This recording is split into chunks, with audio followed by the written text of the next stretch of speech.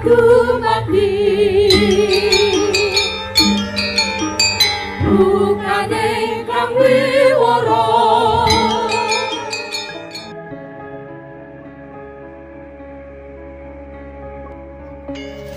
Hari demi hari dilewati Trunajaya di tanah kelahirannya. Banyak orang penting dan kaula Madura yang berduyun-duyun datang untuk bertemu dengannya. Trunajaya pun menerima para tamunya dengan ramah.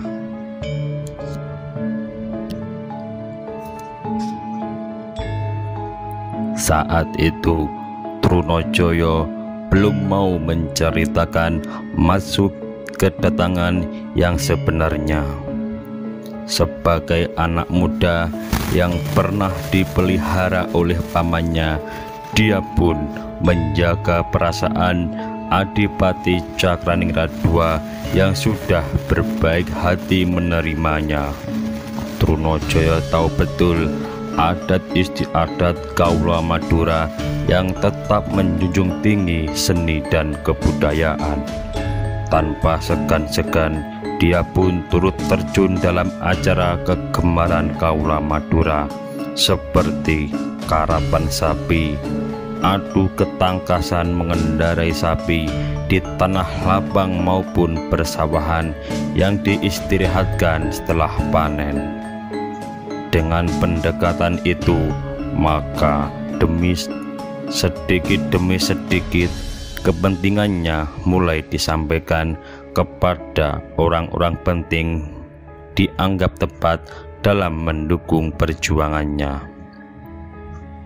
Pada awalnya, yang dapat dihimpun oleh Trunajaya dan pasukannya dari Kajoran adalah kaula Madura yang sangat merindukan sosok pemimpin agar dapat membebaskan mereka dari kekuasaan Mataram yang dianggap menjerat kehidupan mereka. Rupanya sang paman mulai jengah karena mendapat tekanan dari berbagai pihak. Apalagi dirinya dianggap sebagai kaki tangan Amangkurat Agung yang dibenci oleh sebagian besar kaula Madura. Dia pun menjadi terjepit di antara dua kepentingan. Di satu sisi, dia harus menjalankan kewajiban sebagai orang kepercayaan Mataram yang telah memuliakan derajat hidupnya. Namun di sisi lain, sikapnya yang terlalu berpihak pada musuh orang-orang Madura pun mulai mendapat ancaman, dan apa yang dikhawatirkan pun terjadi. Dengan tangan sang keponakanlah kedudukannya sebagai Adipati Madura akhirnya harus berakhir. Trunajaya dengan cepat berhasil membuat kaulanya simpati pada maksud perjuangannya. Dia berhasil membentuk laskar yang berasal dari rakyat Madura yang tidak menyukai penjajahan Mataram. Perjuangannya mendapat dukungan besar dari kaula Madura karena Adipati Cakraningrat II sebagai penguasa wilayah Sampang dianggap telah mengabaikan pemerintahan dan menindas kaulanya sendiri demi kepentingan Mataram. Pemberontakan Trunajaya selanjutnya diawali dengan penculikan Cakraningrat II, pamannya sendiri beserta keluarganya yang kemudian diasingkan ke wilayah Lodaya, Kediri. Penculikan itu pun dilakukan tanpa kekerasan senjata karena dianggap sebagai boyongan untuk mendapat perlindungan keamanan dan keselamatannya. Trunajaya paham bahwa banyak kaula Madura yang benci kepada pamannya dan menginginkan kematiannya, sehingga dia berkewajiban memberikan perlindungan terhadap pamannya dari kemarahan orang-orang Madura sendiri. Rupanya sang paman memahami niat Trunojoyo dan percaya dengan perjuangannya. Mereka berdua membuat muslihat seolah-olah penggulingan kekuasaan tersebut dengan jalan kekerasan dan penahanan dirinya. Trunojoyo pun menjanjikan keselamatan Adipati Cakraningrat II beserta keluarganya. Bahkan jika perjuangannya berhasil, maka semua kerabatnya dari Madura pun akan mendapatkan kedudukan yang lebih mulia. Trunojoyo kemudian menobatkan diri sebagai Raja Merdeka di Sampang hingga seluruh Madura bagian barat. Dari sana dia mulai menghimpun kekuatan dan merebut kekuasaan atas Pamekasan di Madura bagian tengah hingga Madura bagian selatan. Trunojoyo pada akhirnya berhasil merebut kekuasaan Bangkalan hingga seluruh Madura dapat dikuasai dalam waktu setahun kemudian. Pada tahun 1674, Trunojoyo berhasil merebut kekuasaan di Madura. Bahkan pada waktu selanjutnya, dia pun menganggap dirinya sejajar dengan penguasa Mataram. Kemudian lambat laun kaum muda dan kaum lelaki Kaula Brangwetan pun banyak yang bersedia menjadi prajurit-prajurit bergabung bersama pasukan Madura. Demikian pula kaum Cina dari wilayah Surabaya hingga mereka yang tinggal di sekitar pesisir utara pun turut ambil bagian dalam perjuangan tersebut. Selain dari itu, Trunojoyo yang datang berkunjung ke Giri Prapen mendapat sambutan hangat. Rencana perjuangannya mendapat dukungan dari Panembahan Giri dari Surabaya yang juga tidak menyukai Amangkurat Agung karena tindakan Raja Mataram itu terhadap para ulama yang senantiasa dianggap sebagai penentangnya. Tak seberapa lama kemudian muncul pula dukungan dari satuan-satuan prajurit gagah berani dari tanah Bugis yang tinggal di seputar wilayah Demung, Besuki hingga Panarukan. Laskar Madura pimpinan Trunojoyo kemudian juga bekerja sama Karaeng Galesong, pemimpin kelompok pelarian warga Makassar pendukung Sultan Hasanuddin yang telah dikalahkan oleh kompeni VOC. Mereka bersedia membantu pemberontakan karena sebelumnya pada tahun 1674 pasukan Makassar ini pernah meminta sebidang tanah untuk membuat perkampungan, namun ditolak oleh Amangkurat Agung. Namun berkat jasa Raden Mas Tejoningrat, mereka mendapatkan tanah perdikan di wilayah Demung.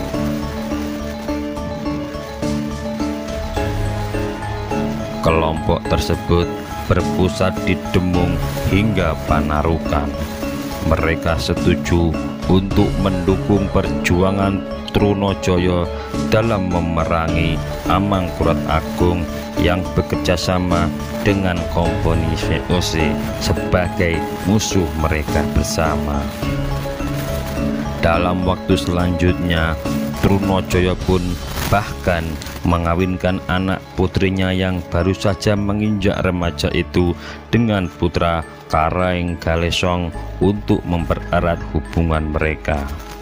Di bawah pimpinan Trunojoyo, pasukan gabungan orang-orang Madura, Bugis, Cina, Surabaya, dan Brangwetan berhasil mendesak mundur pasukan Mataram yang ditempatkan di wilayah pesisir bagian timur.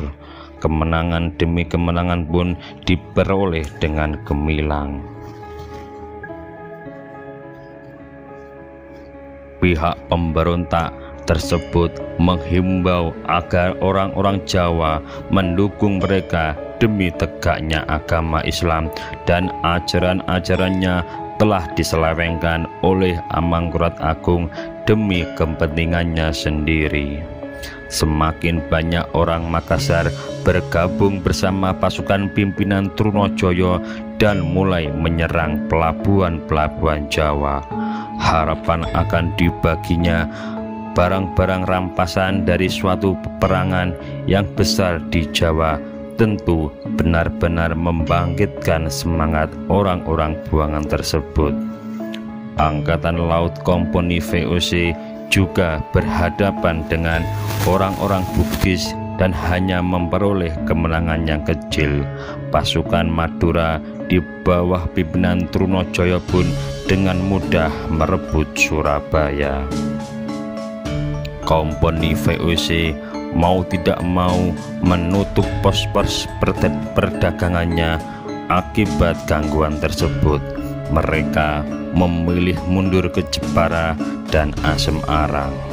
Bahkan ada yang ke Betawi untuk meminta perlindungan dan menyampaikan laporan-laporannya.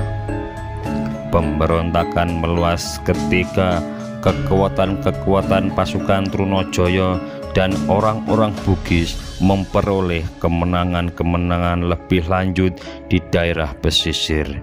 Semangat perang atas nama agama diangkat untuk mengusir kaum Komponi VOC dan bangsa-bangsa asing lainnya yang dianggap merugikan kepentingan kaula pribumi. Pengaruh Panembahan Giri pun sedemikian kuat untuk mengobarkan semangat perjuangan bagi pasukan pemberontak. Tokoh Muslim yang telah dianggap sebagai orang suci itu mengajukan usul atas dasar agama agar kaula Jawa tidak menjalin hubungan kerjasama dengan orang-orang Kristen yang dianggapnya sebagai kaum kafir. Pihak pemberontak menghimbau agar orang-orang Jawa mendukung mereka demi agama Islam dan telah mendapatkan tanggapan yang positif. Panembahan Giri pun telah merestui mereka dengan mengatakan bahwa Mataram tidak akan pernah sejahtera selama bangsa asing itu masih tetap berada di Jawa. Hal ini menunjukkan semakin besarnya sikap penolakan atas kekuasaan Komponi VOC yang dianggap telah turut serta mengganggu, bahkan mencekik kehidupan usaha kaula Jawa hingga menimbulkan kesengsaraan.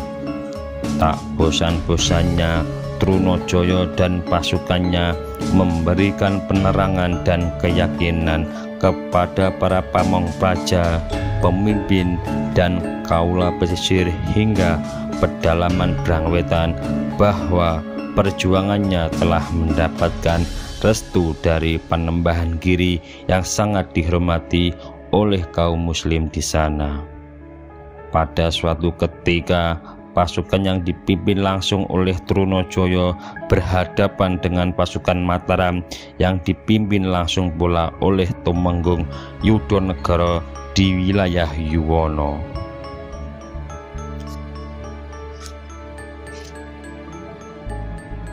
Senopati Wiro Mataram ditugaskan oleh Amangkurat Agung untuk menghadapi pemberontakan yang dianggap sangat mengganggu kewibawaan Mataram itu.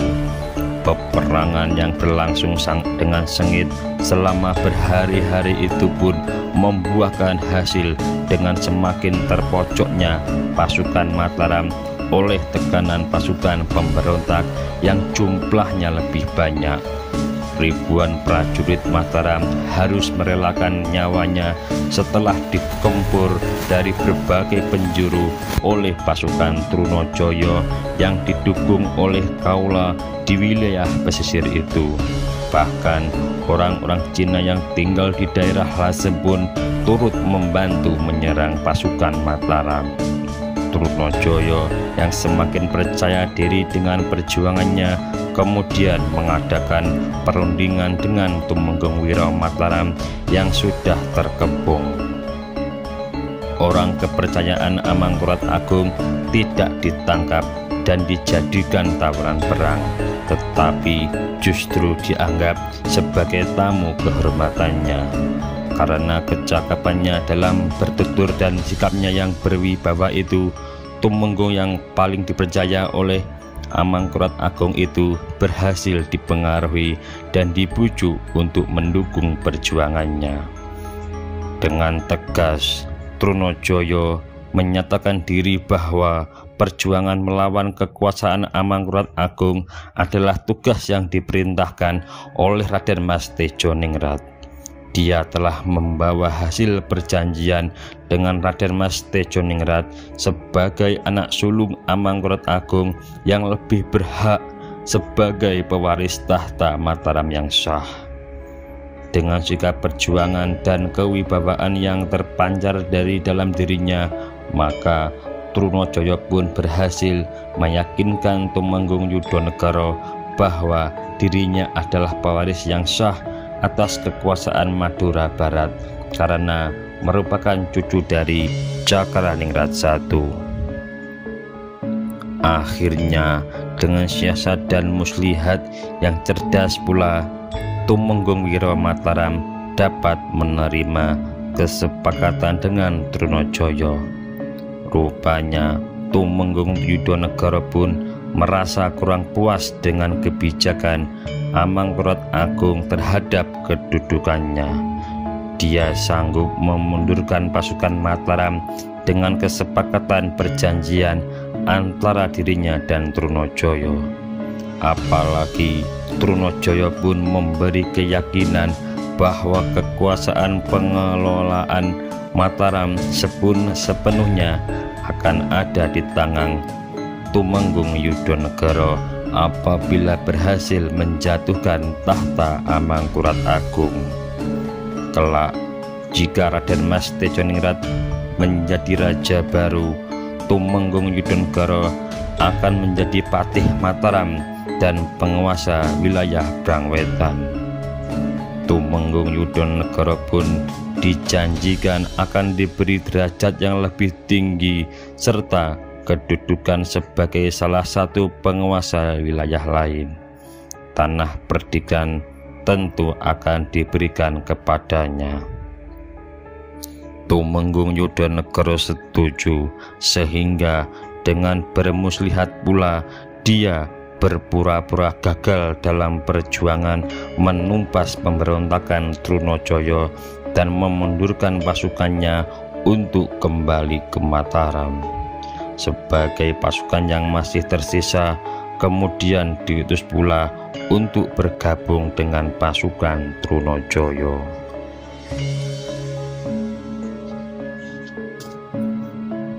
Selanjutnya, tugas Senopati Mataram itu adalah membuat mental Amangkurat Agung jatuh dan merasa ketakutan.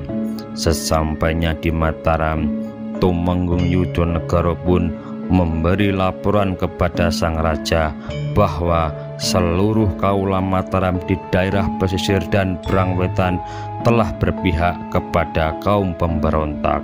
Bahkan sebagian besar pasukan yang dipimpinnya telah tumpas terbantai dalam perang besar untuk menghalau para pemberontak.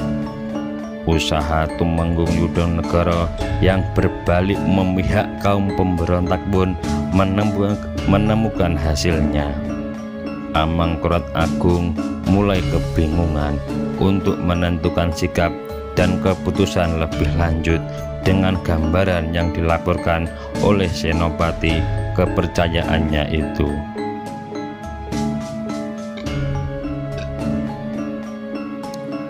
Kecemasan pun merebak di kalangan istana Pleret hingga keadaan semakin memanas. Para bangsawan istana mulai terpecah belah dengan keadaan tersebut. Mereka saling menguatkan dukungan kepada calon-calon pewaris tahta Mataram jika Amangkurat Agung harus turun dari tahta. Rupanya para adipati yang menjadi penguasa di daerah juga sudah memandang sebelah mata terhadap wibawa Amangkurat Agung yang semakin meredup. Keadaan yang memanas ini sebenarnya dipicu oleh sikapnya yang meninggalkan ajaran ayahnya, Sultan Agung, bahwa penguasa harus bisa menjadi pengayom bagi keluarga, kerabat, dan kaulannya. Ketika kerabat dijauhi, Amangkurat Agung pun mulai dibenci oleh kaulannya. Apalagi sikapnya yang melunak pada kepentingan kompeni VOC. Belum lagi hubungan dengan kerajaan seberang lainnya yang tidak sebijak ayahnya. Amangkurat Agung menolak semua duta kerajaan-kerajaan dari tanah seberang dan mewajibkan agar rajanya sendiri yang menghadap. Banten yang dulu takluk pada Mataram hanya karena melihat kebijakan dan kesaktian Sultan Agung menjadi goyah dan semakin berani menyatakan sikapnya sebagai wilayah yang bukan lagi di bawah kekuasaan Mataram. Pemberontakan yang terjadi dari beberapa sisi bisa dilihat sebagai akibat sikap Amangkurat Agung yang tidak tegas dalam menentukan pewaris tahtanya kelak. Hal tersebut akibat keputusannya yang dengan tiba-tiba mengangkat 2 orang permaisuri sekaligus dalam kedudukannya sebagai raja yang semakin genting. Raden Ayu Plabuhan diangkat menjadi permaisuri setelah mendengar desas-desus bahwa mertuanya di Kajoran mendukung pemberontakan Trunojoyo yang juga adalah menantunya. Karena tidak berani menyerang Kajoran, maka pengangkatan putri Pangeran Ambalik merupakan siasat yang ditempuh dengan harapan sang mertua menarik dukungannya kepada kaum pemberontak yang akan merongrong kewibawaannya sebagai Raja Mataram. Dengan pengangkatan Raden Ayu Plambunan menjadi permaisuri yang sejajar dengan kedudukan Ratu Truntum, maka anak lelaki keturunan Raden Ayu Plabuhan memiliki hak sebagai calon pewaris tahta Mataram. Kini Raden Mas Puger pun memperoleh kedudukan istimewa pula. Dia banyak didukung oleh kerabat lainnya untuk saling berebut pengaruh, bahkan saling menggalang kekuatan untuk merebut tahta ayahnya. Keluarga dari Raden Mas Singosari pun menjadi resah karena hak Adipati Anom yang diberikan kepadanya mulai dianggap tidak aman lagi.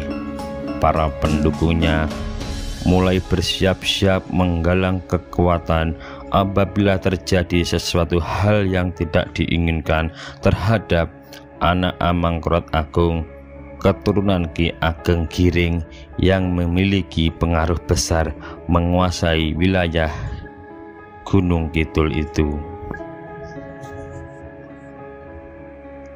6 orang pangeran lain di dalam keputeran pun semakin mendapat pengamanan melebihi hari-hari sebelumnya.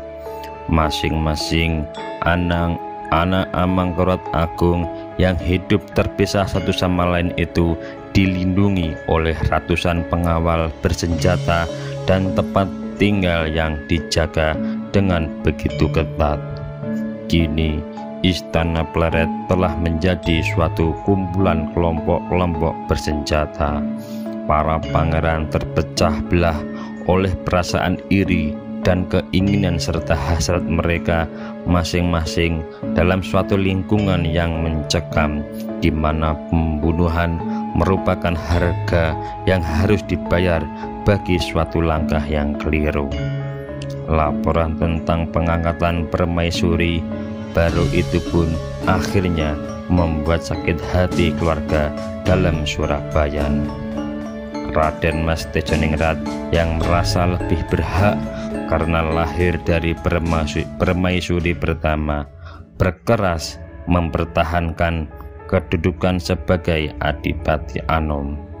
Bagaimanapun juga, meski gelar tersebut sudah dicopot darinya, ternyata pengikutnya masih banyak yang mendukung, terutama kerabat dari keluarga Surabaya dan para saudara mendiang Sultan Agung kakeknya.